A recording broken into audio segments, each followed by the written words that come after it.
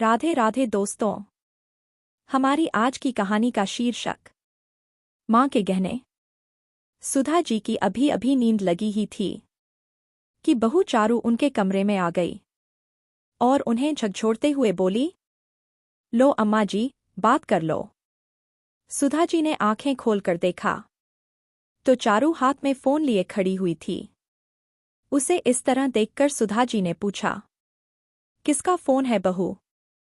और किसका होगा? आपकी लाडली बेटी का है।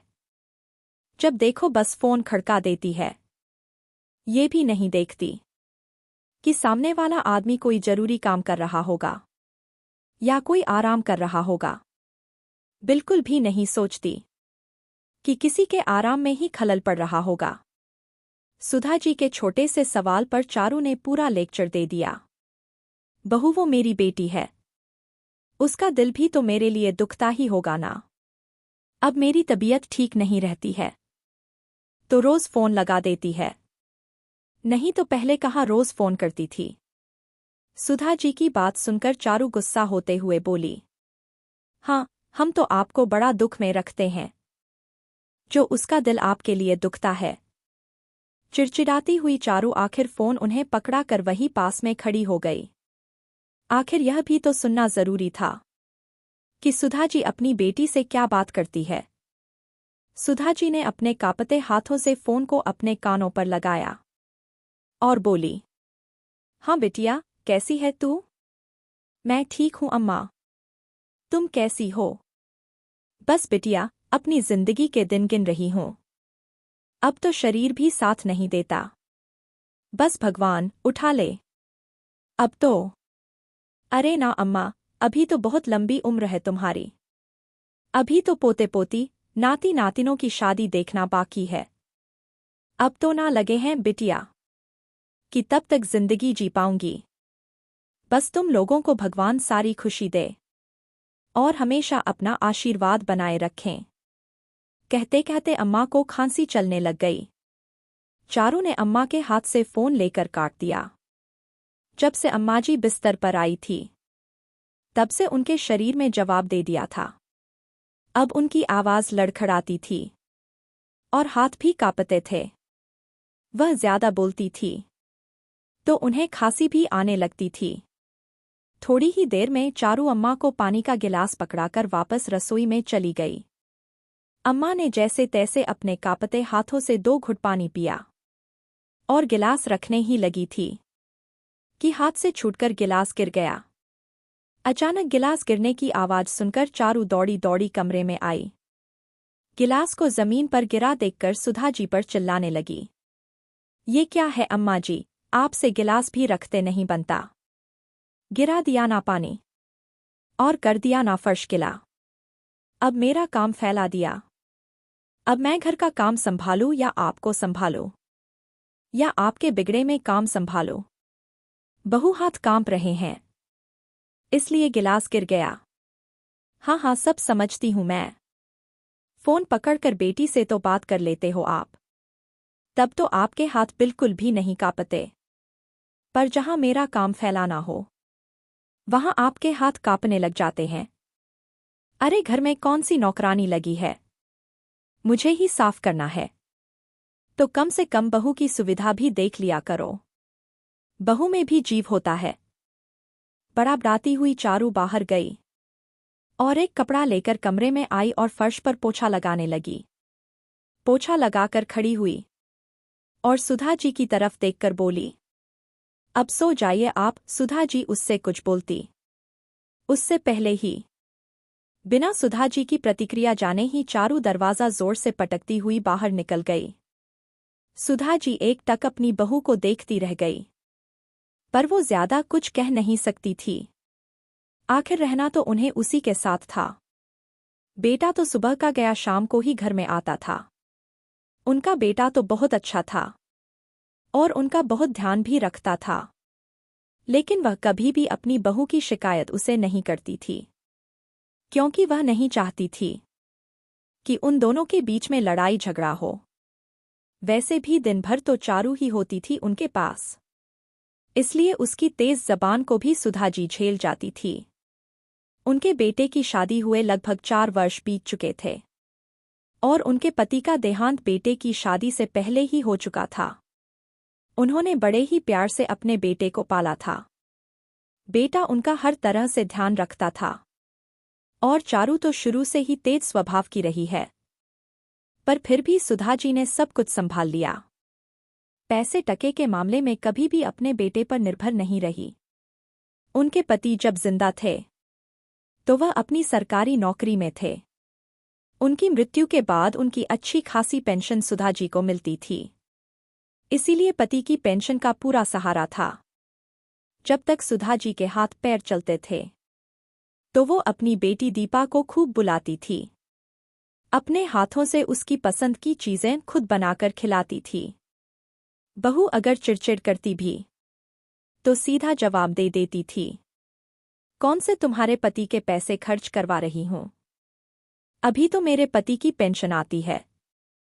अगर बेटी पर खर्च करती हूं तो तुम लोगों पर भी खर्च करती हूं। वो अकेली आकर खाती है क्या?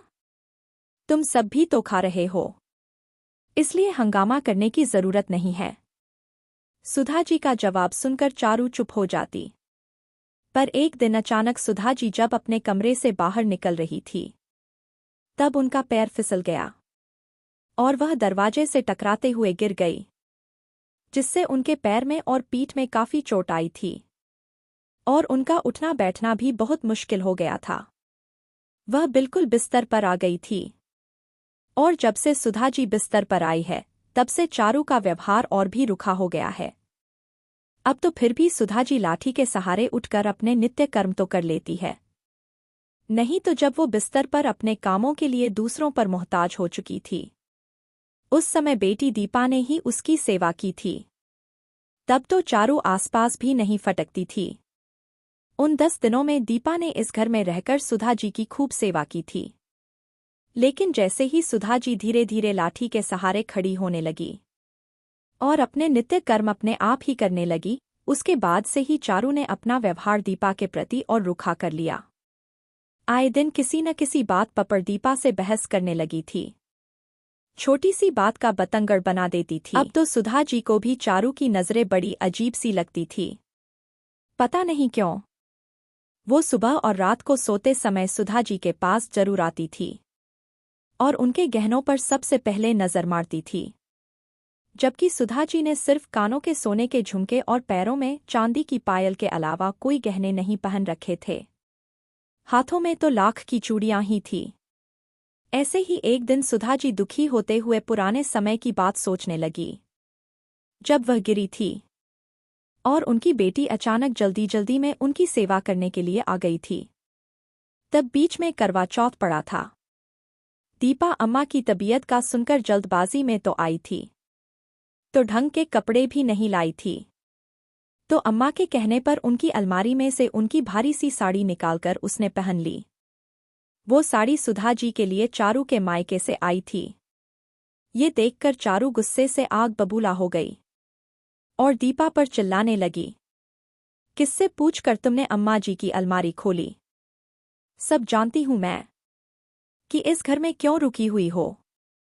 अरे अम्मा की सेवा तो बहाना है, सब कुछ हड़प कर ले जाना चाहती हो अपने साथ, और पता नहीं क्या क्या निकाला होगा अलमारी से। उसकी बात सुनकर दीपा की आंखों में आंसू आ गए और वो बोली, भाभी अम्मा ने कहा था इसलिए पहन ली। सब जानती तुम्हारा त्रियाचरित्र। अम्मा को बातों में फुसलाकर सब कुछ अपने नाम कर लेना चाहती हो। बहू बस कर, क्या बोल रही है? तुझे पता भी है एक साड़ी क्या पहन ली उसमें इतना हंगामा कर रही है। मेरी चीजों पर मेरी बेटी का भी हक है। क्यों अम्मा जी? रहती तो हमारे साथ हो, फिर बेटी का काहे का हक? इसे तो मैं एक फूटी कौड़ी भी न लेने दूं। बस करो चारू, तुम्हें शर्म नहीं आती अम्मा से लड़ते हुए? अचानक रोहन ने अंदर आते हुए कहा। रोहन को देखकर चारू चुप तो हो गई, क्योंकि रोहन के सामने वह उनकी अम्मा को कुछ भी नहीं बोलती थी। रोहन कभी कुछ सुन ही नहीं पाता था, इसीलिए वह चुप रह जाती थी। उस समय वह भले ही चुप रह गई, लेकिन घर का माहौल तो खराब हो ही चुका था। ये आए दिन का किस्सा होने लगा था। आखिर सुधा जी भी कब तक बर्दाश्त करती। खुद ही ऐसी स्थिति में थी कि ज्यादा क्या ही बोलती। इसलिए उन्होंने दीपा को खुद ही जाने को कह दिया। खैर दीपा तो बेटी थी, उसे तो अपने ससुराल जाना ही था। इसलिए वो वापस अपने ससुराल चली गई। अब वो सुधा जी से फोन पर ही बात करती थी। उसमें भी चारू चिढ़ जाती थी। कई बार तो वो जानबूझकर बात ही नहीं करवाती थी। इस बात से सुधा जी हमेशा दुखी रहती थी और वह सोचती थी खुद से भी कुछ होता नहीं है और बेटी दीपा को भी आने देती नहीं है। पता नहीं मन में क्या वहम पाल रखा है। चारू को ऐसा क्यों लगता है कि कहीं संपत्ति में से हिस्सा ना मांग ले और अम्मा मरने से पहले दे भी ना जाए। बेटा रोहन भी ज्यादा कुछ कहता नहीं था क्योंकि रोज घर की शांति भंग होने लगी थी। इसलिए अम्मा ने ही उसे चुप रहने के लिए कह दिया। खैर सुधा जी अपने पलंग से जैसे तैसे उठी और लाठी का सहारा लेकर बाथरूम की तरफ जाने लगी। लेकिन पता नहीं क्यों आज पैर लड़खड़ा गए और वो जमीन पर गिर पड़ी। अचानक कमरे में गिरने की आवाज सुनकर बहू कमरे में आ गई।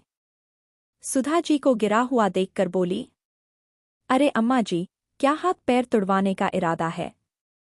यदि हाथ पैर टूट गए तो मुझसे तो नहीं होगी आपकी सेवा। जैसे तैसे झल्लाती हुई चारू ने सुधा जी को सहारा देकर पलंग पर बैठाया। पलंग पर लेटते ही सुधा जी चारू से बोली, बहू मेरे शरीर में बिल्कुल जान नहीं रही। कब मेरे प्राण पाखेरू उड़ जाए। एक बार दीपा को यहाँ बुला दे। मैं बस एक बार उसे देखना चाहती हूँ, उससे मिलना चाहती हूँ। ठीक है, बुला दूंगी, कहकर सुधा जी को चारू वहीं छोड़कर अपने कमरे में आ गई।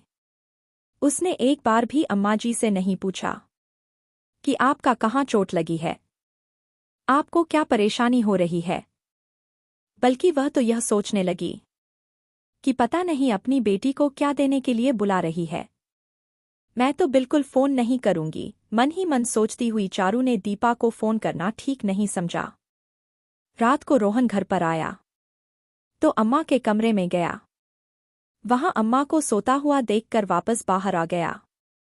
सुबह उठकर चारू जब सुधा जी के कमरे में गई तो सुधा जी के प्राण पखेरु उड़ चुके थे।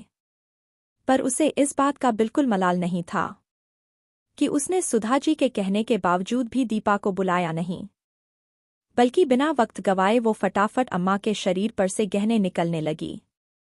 लेकिन तब तक रोहन भी उठकर आ गया। उसे अम्मा के शरीर पर से गहने उतारते देखकर रोहन बोला, क्या कर रही हो तुम? अम्मा के गहने क्यों उतार रही हो? तुम्हें पता है ना, अम्मा को गहने पहनकर रखना बहुत पसंद है। अरे अब काहे की पसंद, अम्मा तो गई। अचानक चारू के कहने पर रोहन फटाफट अम्मा के पास गया और उनके शरीर को छूकर देखा। अम्मा का शरीर ठंडा पड़ चुका था। शायद काफी देर पहले ही उनकी मौत हो चुकी थी। तुम्हें शर्म नहीं आ रही है?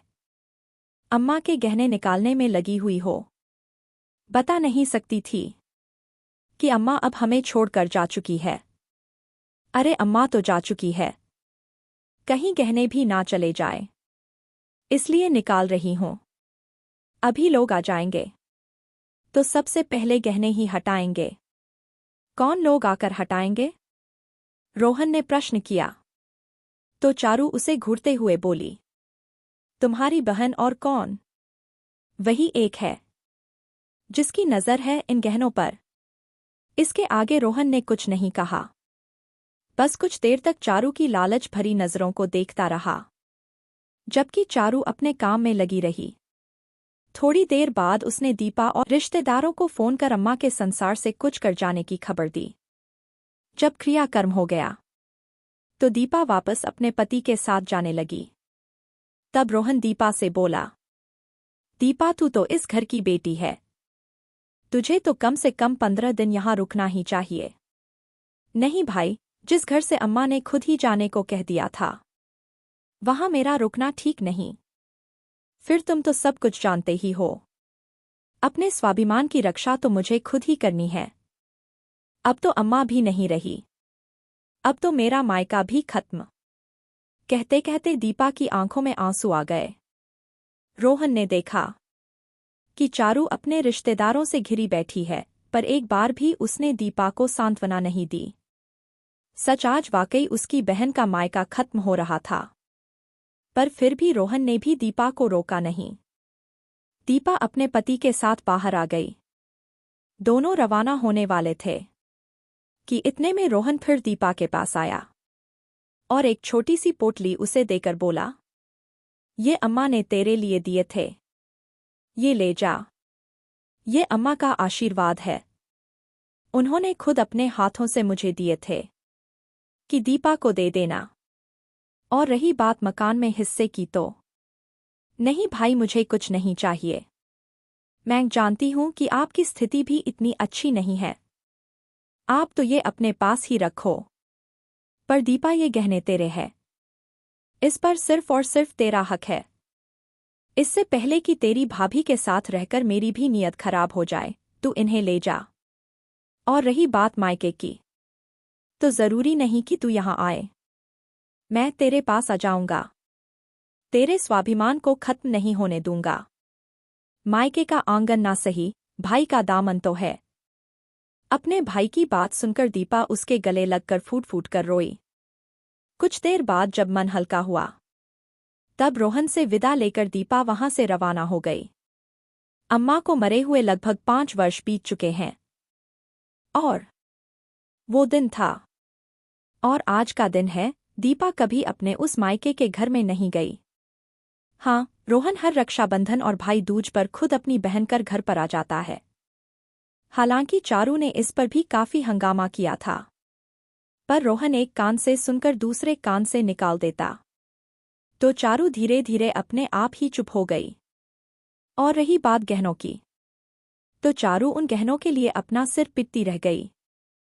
जब रोहन ने उसे यह बताया कि अम्मा ने मकान बेटे के नाम तो गहने बेटी के नाम किए थे, और गहने उसने खुद दीपा को दे दिए, अब चारू के पास पछतावे के सिवा कुछ नहीं था, क्योंकि गहने उसके हाथ से जा चुके थे। दोस्तों, आपको यह कहानी कैसी लगी? कमेंट में ज़रूर बताइएगा। अगर अच्छी लगी हो तो वीडियो को लाइक कीजिएगा, और चैनल पर नए हो तो चैनल को सब्सक्राइब कीजिएगा। हमारे साथ अंत तक बने रहने के लिए धन्यवाद। जय श्री राधे।